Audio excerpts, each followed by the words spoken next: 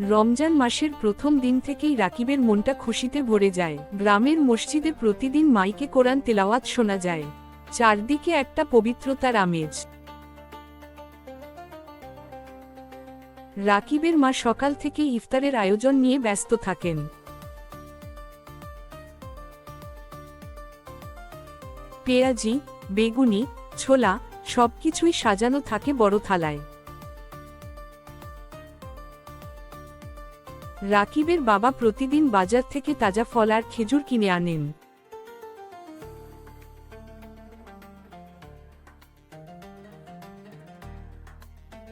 একদিন রাকিব বাবার সঙ্গে বাজারে গিয়ে দেখে ছোট ছোট রোজাদার বাচ্চাদের মুখের হাসি দেখে তার মন ভরে উঠল। সবাই নতুন জামা কিনছে ঈদের জন্য। রাকিবেরও ইচ্ছে হয় নতুন পাঞ্জাবি কেনার। একদিন বাজার থেকে ফেরার পথে রাকিব দেখতে পায় রাস্তার ধারে ছোট্ট সুমন বসে আছে। পরনে ময়লা কাপড়, মুখটা শুকনো। রাকিব এগিয়ে গিয়ে জিজ্ঞাসা করে, তুমি রোজা রেখেছ?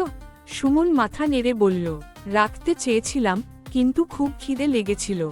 মা কাজ করতে গেছে, এখনো ফেরেনি। রাকিবের মনটা কেঁদে উঠল। সে ভাবল, রমজান তো ত্যাগের মাস, সবার পাশে দাঁড়ানোর সময়। রাকিব দ্রুত বাড়ি ফিরে মায়ের কাছ থেকে কিছু খাবার চেয়ে নেয়। মা অবাক হলেও ছেলেকে থামান না। রাকিব খাবার নিয়ে আবার সুমনের কাছে যায়। এগুলো নাও, ইফতারে খাবে। সুমনের চোখে আনন্দের ঝিলিক ফুটে ওঠে। ওই রাতে তারাবির নামাজে রাকিব বাবার পাশে দাঁড়িয়ে আল্লাহর কাছে দোয়া করে, আল্লাহ, সবাইকে সুখে রাখো। সে বুঝতে পারে রমজানের সবচেয়ে বড় শিক্ষা হলো অন্যের পাশে থাকা। রাকিবের হৃদয়টা গর্বে ভরে উঠল। এই রকম আরও গল্প শোনার জন্য সাবস্ক্রাইব করুন। ধন্যবাদ।